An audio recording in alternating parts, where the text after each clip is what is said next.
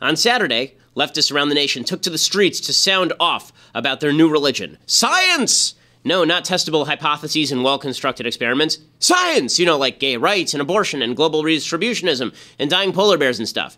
Leading the charge was eminent scientific revolutionary Bill Nye the Science Guy, a mechanical engineering degree holder who got famous as a children's television presenter. Nye was a keynoter at the March for Science, where he said, quote, "We are marching today to remind people everywhere, our lawmakers especially, of the significance of science for our health and prosperity." What sort of science was Nye standing up to defend? Budget increases for the EPA and the National Institutes of Health, of course. He explained how all of this was scientific and not political. He said, somewhere along the way, there's developed this idea that if you believe something hard enough, it's as true as things discovered through the process of science. And I will say that's objectively wrong. Belief isn't science. This is a good point. Unfortunately, Nye then followed up his widely praised appearance at the March for Science by unleashing a video that destroyed the internet from his news show, Bill Nye Saves the World. He trotted out crazy ex-girlfriend actress Rachel Bloom to sing a very special song. Those are Nye's words. She warbled, and here's the dramatic read. "My vagina has its own voice, not vocal cords, a metaphorical voice. Sometimes I do a voice for my vagina. 'Cause my sex junk is so oh. Much more than either or. Power bottom or power top. Versatile love may have some butt stuff. It's evolution. Ain't nothing new. There's nothing taboo about a sex stew." This is real. This happened. "If they're alive, I'll date 'em. Channing or Jenna Tatum. I'm down for anything. Don't box in my box." Science! If these all seems rather unscientific to you, if you wonder why a talking vagina with obvious self-control problems is being trotted out by the self-proclaimed science guy, you're not alone. You're rational. You might even be using some scientific thinking. But this is demonstrative of the left's take on science. Science is actually just the name for anything the left likes. Worried about the humanity of an unborn child? Concerned that fetuses have their own blood types and their own DNA? Stop it! You're quoting science, not science! Wondering how it is that a genetic male is actually a woman? You're worrying about science, not science! This is the dirty little secret of the left's sudden embrace of science. It's not science that they support, but religion. They support that which they believe but cannot prove and do not care about proving. Bill Nye isn't interested in a scientific debate about global warming, how much is occurring, the measurement techniques at issue, the sensitivity of the climate to carbon emissions, the range of factors that affect the climate. He wants you to accept his version of the truth. Not just that global warming is happening, but that massive government intervention is necessary in order to avert imminent global catastrophe. Such government solutions aren't verifiably scientific. They're speculative, but that speculation has costs, particularly to the most impoverished people on the planet who benefit disproportionately from cheap carbon-based fuels. Even if you accept the UN Intergovernmental Panel on Climate Change estimate that sea levels will rise by 2 feet over the course of the rest of the century and the temperature will rise about 7 degrees Fahrenheit, there is reason to question, as Oren Cass points out, whether or not massive government intervention is necessary or even justifiable. But the left refuses to acknowledge such questions. It makes you a denier to disagree with the left's conclusions, just as it makes you a cruel person to wonder whether gun control will actually lower the American murder rate. Science, in other words, is just a baton for the left. A decade ago, the left declared President Bush anti-science for his restrictions on the use of new federally funded fetal stem cell lines. They claimed that Bush hated science, that fetal stem cells were the wave of the future, that Bush was a moral ayatollah, in the words of Senator Tom Harkin. Democrats ran on the promise that if Bush were thrown out of office in 2004, they'd make Christopher Reeve walk again using fetal stem cells. But it turned out fetal stem cells were unnecessary to scientific research. Scientists came up with an embryo-free process to produce genetically matched stem cells. As Charles Krauthammer, no religious fundamentalist and a guy who, by the way, is paralyzed, wrote at the time, rarely has a president so vilified for a moral stance been so thoroughly vindicated. Why? Precisely because he took a moral stance. In other words, Bush didn't rely on science to give him his values, nor should he have. Science is not capable of making value-laden decisions. There are plenty of OB-GYNs who know better than the most pro-life conservative just how complex life is in the womb, yet they will perform abortions. Science has not dictated their behavior. The Nazis were famously pro-science, declaring that science itself mandated the killing of the unfit for the strengthening of the race. Their racism was supposedly scientific. That's why the March for Science is such foolishness. If the march were simply focused on advocacy for increased EPA funding, that would be political, not scientific. If the marchers were demanding more funding for the NIH too, that too would be political, but with a stronger scientific component. But the March for Science was actually a march for science, the leftist religion.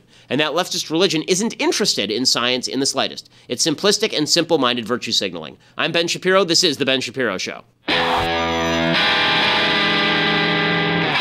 Okay, I have much more to say about science, and we'll also give you the update on what's going on with Ann Coulter at Berkeley. We'll give you the update on the healthcare negotiations, a lot going on in the news. But first, I want to say thank you to our sponsors over at Blinds.com. So, if you're one of these people who has a set of beat-up blinds that was left to you by the person who bequeathed you your apartment or your house, and you want to replace those blinds with something really, really nice, Blinds.com is the place to go. They are cheaper, they are better, they make it really easy for you. So if you're not sure what you want, you go to Blinds.com, you get a free online design consultation. You send them pictures of your house, they send back custom recommendations from a professional for what will work with your color scheme and your furniture and specific rooms. They'll even send you free samples to make sure that everything that you see online looks just like it does in real life. And if you mismeasure or pick the wrong color, then Blinds.com will remake your blinds for free. So if it's your screw up, they will still remake your blinds for free. Right now, if you go to Blinds.com, promo code Ben, you get 20% off everything. And they have blinds that are really top notch. We're not talking about these cheap plastic blinds that you get at the local A&P. We're talking about blinds that, you know, are high quality. We're talking wood. We're talking, they have tons of options. I've looked at them. I've used them myself. Blinds.com, you get 20% off everything when you use that promo code Ben. They have faux wood blinds and cellular shades and roller shades and more. Again, Blinds.com, promo code Ben for 20% off everything. Blinds.com, promo code Ben. Can't recommend them highly enough. They are a terrific company, and they do terrific work. Again, there's no risk. If you screw it up, you don't like what you got, you can always send it back. So that is the wonderful thing about Blinds.com. They'll replace it if you screw up the measurements, and they'll help you through the process all the way through. Okay, so the Democrats continue to harp about science, and their new favorite science people are, obviously they love Caitlyn Jenner because Caitlyn Jenner is an emissary for science, which is silly. But the other person who's the emissary for science is Bill Nye the Science Guy, which just demonstrates, the left, which claims that it's just terrible we have a celebrity president. The person that they are trotting out as their lead spokesperson for science is a guy with a mechanical engineering degree from Cornell, right, in like 1979. That guy is the scientist who they think is the expert on all things scientific, and that means that Bill Nye is pushing his version of science. What does his version of science look like? Well, again, he has this idiotic show on Netflix called Bill Nye Saves the World, and as I said yesterday, spoiler alert, he doesn't. Here is a segment from that horrible show in which he says that 3-year-olds should be able to choose their own gender.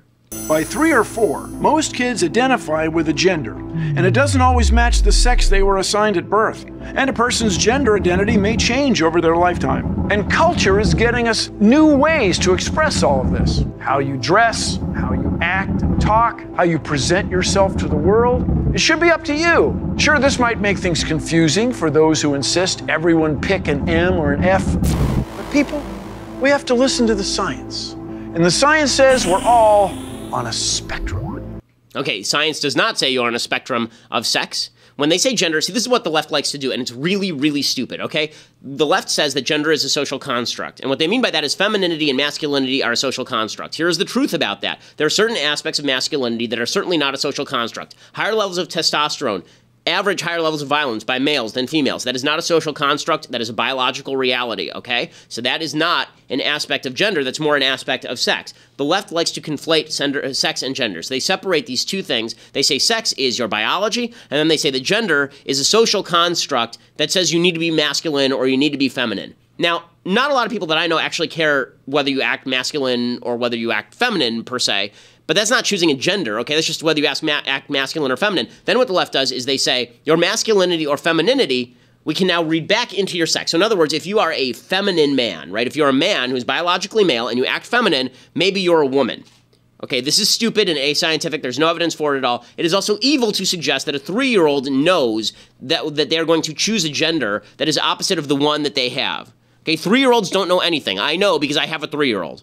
3-year-olds do not know anything. It is your job as an adult to teach them about things that are complex and make the complex simple in ways that they can understand. And if when they hit 15, they're still having problems, then we can have a conversation about this. But this idea that 3-year-olds are capable of choosing their gender is asinine. Anyone who has a 3-year-old will tell you this. And it is cruel to a 3-year-old to say to the 3-year-old that you're going to be allowed to define your own essence of the world and you're going to be allowed to override your own biology. A 3-year-old is not capable of doing that. And there is no science to support this. What he has is anecdotal evidence saying that people who are 20 say, when I was 3, I felt like a girl in a boy's body. Okay, that is not scientific evidence that there is some brain test we can run that determines you are actually a girl in a boy's body. There's no scientific evidence to that effect. The idea that he is saying this is purely anti-scientific. But again, it's a political agenda masquerading as science. I'm old enough to remember when Bill Nye was on my television explaining that sex was a function of chromosomes. And that was actual science. And now he's saying sex is a function of what's ever in your head, and it can change over time. Your gender can change over time. And again, the left likes to play this word game where they say, well, we don't mean your sex can change over time. We mean your gender can change over time. And they say, well, what do you mean by that? And they say, well, it means you can be a woman. Okay, now you're talking about sex again.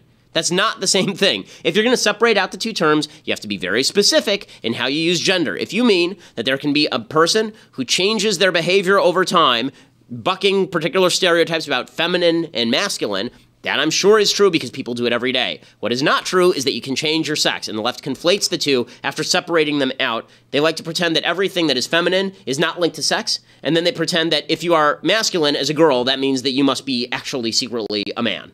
Or you can choose to be a man, which is just as scientifically stupid. 3-year-olds should not choose their own gender. Parents who do this to their child are doing something evil to their children. Your goal in life is not to confuse your children. Your goal in life is to simplify things for your children. Again, 3-year-olds are not capable of making these types of decisions, and damning a child to a lifetime of suffering is just cruel.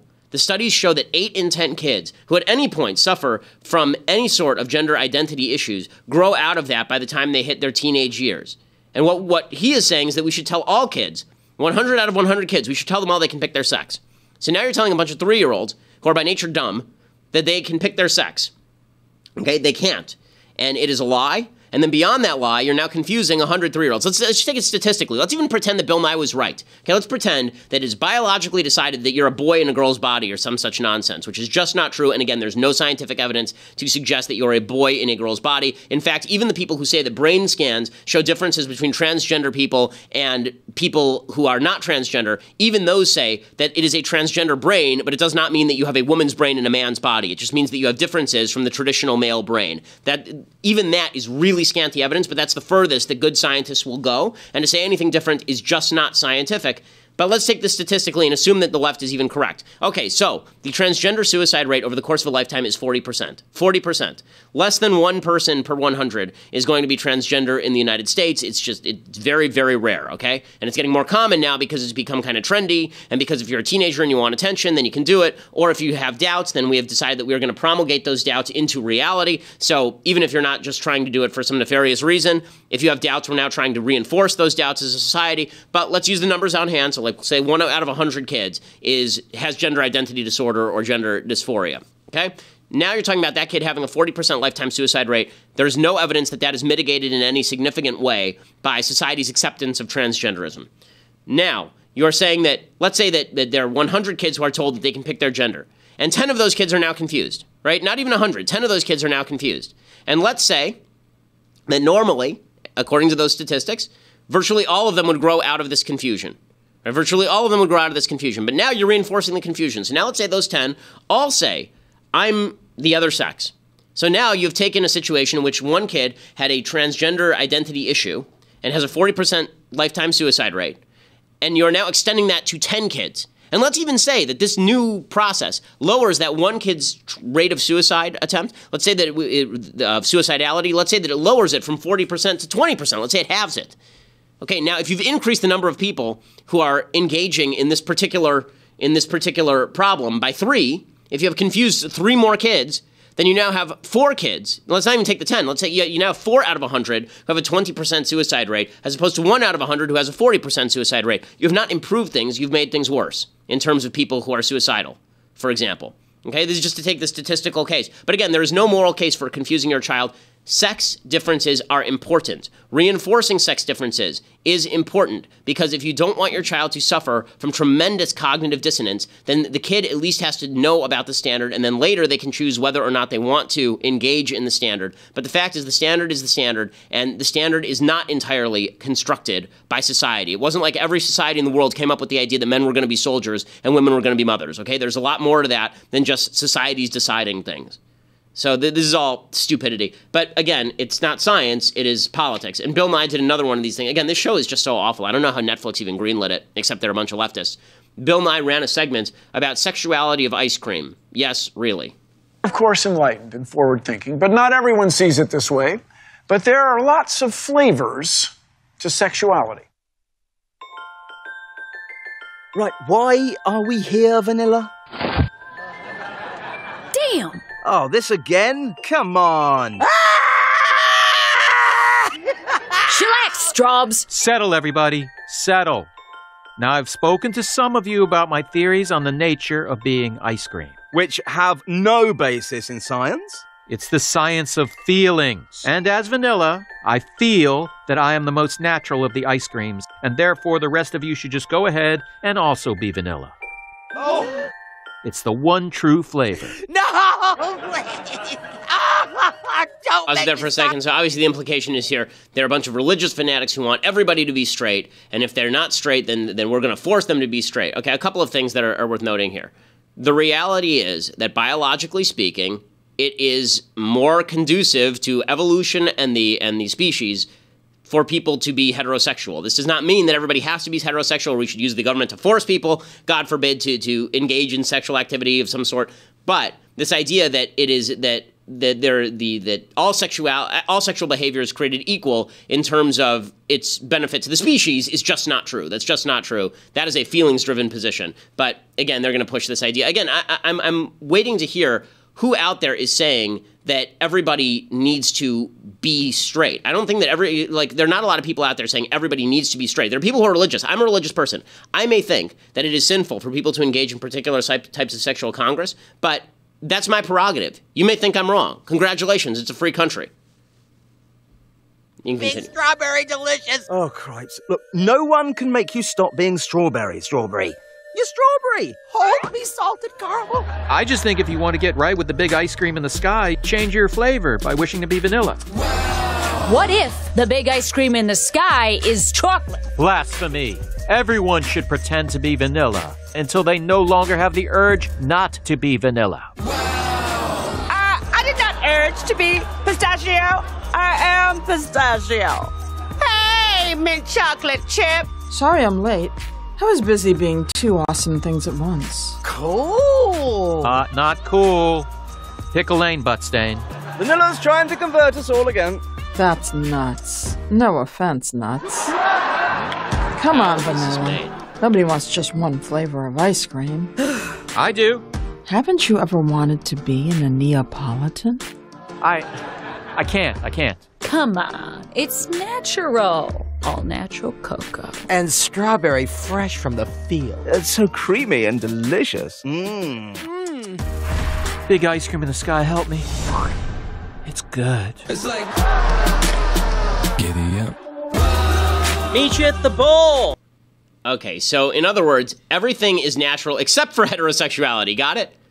That is the bottom line is that all religious people are secretly repressed people who want to have orgies with members of the same sex, bisexuals, transgender people, and if they could just taste all the other flavors of the rainbow, everything would be wonderful. I love this idea that biology does not dictate heterosexuality, but it dictates that you are supposed to have sex with everything that moves. Okay, there is no scientific basis for anything that is in this video. This idea, I guess the idea is that everybody's sexuality is on a spectrum. First of all, here's what the science actually says about this. What it says is that female sexuality is more malleable based on environment and genetics.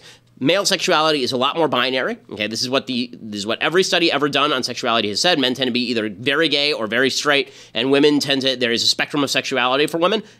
Whatever. The bottom line is that when they say that basically straight people are secretly gay, but you can't say that a gay person is secretly straight or has tendencies in that direction. Amazing how all this works. But again, it's propaganda. It's not science. And it's not even good, right? I mean, it ends with ice cream having sex with each other or something. I'm just confused. Ice cream doesn't have, just on a scientific basis, folks, ice cream does not have genitalia. Okay, and if it does, don't eat it, because that's not ice cream. Okay, so before we move on, I want to say thank you to our sponsors over at MackWeldon.com. So if you are looking for the best underwear, you're looking for the best sweatshirts, you're looking for the best comfortable wear, Mack Weldon is better than whatever you are currently wearing. MackWeldon.com, it's spelled M-A-C-K, Weldon, W-E-L-D-O-N.com. And you get 20% off when you use promo code Shapiro. It's S-H-A-P-I-R-O. They have a line of silver underwear and shirts that are naturally antimicrobial, so they get rid of the stench. They are really, really comfortable. As I said, I have a bunch bunch of Mack Weldon underwear, and I threw out all the other underwear that I own because these are super duper comfortable, and they also hold up really well in the wash. They're not going to fall apart after 7 wears. MackWeldon.com, super comfortable. It's also really good looking clothes. You can go over to their site, check it out. Socks, shirts, undershirts, hoodies, sweatpants. More than you'll ever wear, but it's stuff that you can wear out because it's so good looking in many cases. MackWeldon.com. Use that promo code Shapiro. You get 20% off your first order at MackWeldon.com for daily wear. Okay, meanwhile, in the non-Bill Nye news, and I know we just spent a lot of time on Bill Nye, but that's because I think that this is used as propaganda by the left. Again, the idea, there's also something else here that I think is worth noting on that idiotic ice cream video. The conflation of biology with morality is really stupid. The idea that we're all biologically built to have sex with everything, and therefore it's good. And anybody who says that it's bad is wrong. Okay, biology does not make things right. There are a lot of things that are biological that are not right. There are people who we all have a tendency. I have a tendency to be promiscuous because I am a male. I have a biological drive to have sex with many women. I'm extraordinarily monogamous because I have a religious belief and a moral belief that it would be cruel to my wife to cheat on her, and it would be really bad to cheat on my wife. It is immoral to do that. Okay, we have that as a society. That's a good thing that we have that as a society, even if morality is bucking biology. I mean, to quote the old movie The African Queen with Katharine Hepburn and Humphrey Bogart, nature is in many ways what we were put here to rise above. The idea that nature is supposed to dictate your behavior is really puerile and stupid, but it is also the basis of the left's political viewpoint. Okay, in other news, Donald Trump is still pushing for the wall to be built, but it is not happening. It appears that he is now caving on the wall with regard to the budget. The Republicans are also putting together a health care plan, but if you want to hear about all of that, you'll have to go over to dailywire.com right now and subscribe. $8 a month will get you a subscription to dailywire.com. You can see the rest of the show live. You can be part of the mailbag, which we will be doing tomorrow. Tomorrow's already Thursday, right? I mean, this week is moving quickly. So we'll be doing the mailbag tomorrow. And if you want to become an annual subscriber, you get a free copy of the Arroyo fictional film set on the southern border about why we need that Trump wall and why it's stupid that the Republicans aren't going to build that Trump wall. dailywire.com to get that subscription. Or if you just want to listen later, go over to iTunes or SoundCloud. Check us out over there. Become a subscriber at iTunes. We always appreciate you leaving a review. This is the largest conservative podcast in the United States.